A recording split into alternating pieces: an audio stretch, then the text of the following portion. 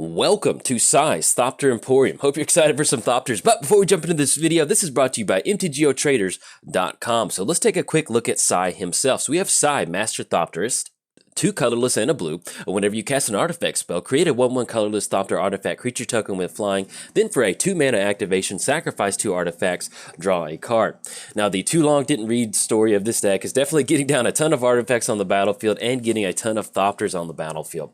Now one of the ways that you can make this deck really potent is by getting down some combination of these creatures. They're all artifacts, they're going to give you that nice Thopter, and they're going to give you that Thopter, that +1/+1 bonus. As you start casting your artifacts, you get those Thopters on the battlefield. You get down any combination of these sort of tribal lords, and you're going to end up with a really sizable board state to swing it on your opponent.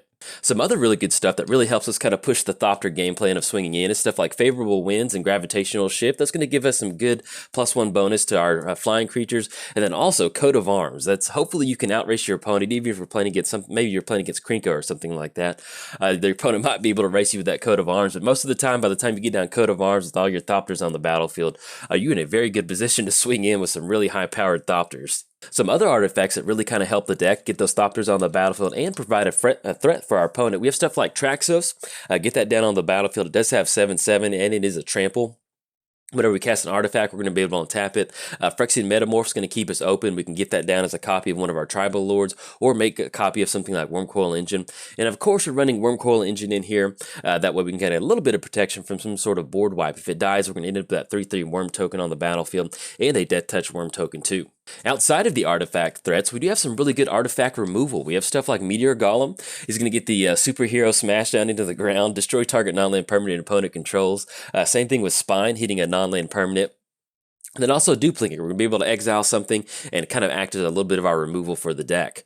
Now, some of the really good utility artifacts that really kind of help us push some sort of kind of control package. We have Sword of Feast and Famine. We're going to be able to equip this onto one of our Thopters, hopefully swing in, get that damage going, and allow our lands to untap and attack our opponent's hand. Weird of Invention. We're going to get so many Thopters on the battlefield that it's not really going to matter what you're going to have to tap out for. It's basically going to be a free 3-mana blue tutor spell with Weird of Invention by the time you get your artifacts going. And then stuff like Videlican Shackles, but you can use that to gain control of our opponent's creatures. And of course, you definitely want to run some sort of protection for Sai because he is so important to have your Thopters on the battlefield. So stuff like Spellskite and Lightning Greaves are definitely really good auto-includes in the deck. We are running the full package of mages in here, which is always fun to kind of get those going. We have Trinket Mage, Trophy Mage, and Treasure Mage. Trinket Mage is going to keep us online for some of our utility artifacts, stuff like Skull Clamp to get that card draw going, Pithing Needle. Trophy Mage is going to be the awesome tutor for a lot of our tribal lords at the 3 converted mana cost. And then Treasure Mage is going to be great for stuff like Wormcoil Engine or a lot of the removal in the deck that we do have. Another thing in here that really helps us get those Thopters going is we have some good reduced cost on these artifacts. We have stuff like Foundry Inspector, Ethereum Sculptor, and Joyous Familiar.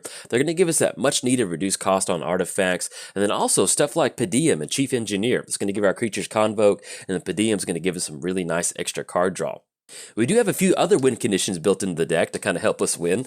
Stuff like Mechanized Production, enchant target artifact you control, create a token that's a copy of it. If we have 8 or more artifacts, you win the game.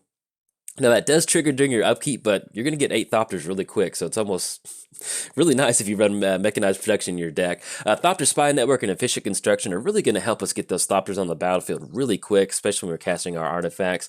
And then stuff like Unwinding Clock is going to allow us to untap all of our Thopters after they swing in. And the Antiquity Wars with that last triggered ability, all of our artifacts become 5/5 toughness until end of turn, allowing you to swing in for a ton of damage. Now that is going to be it for the deck tech. I do have 3 gameplay videos up for you right now if you want to check them out. Absolutely love playing Sai.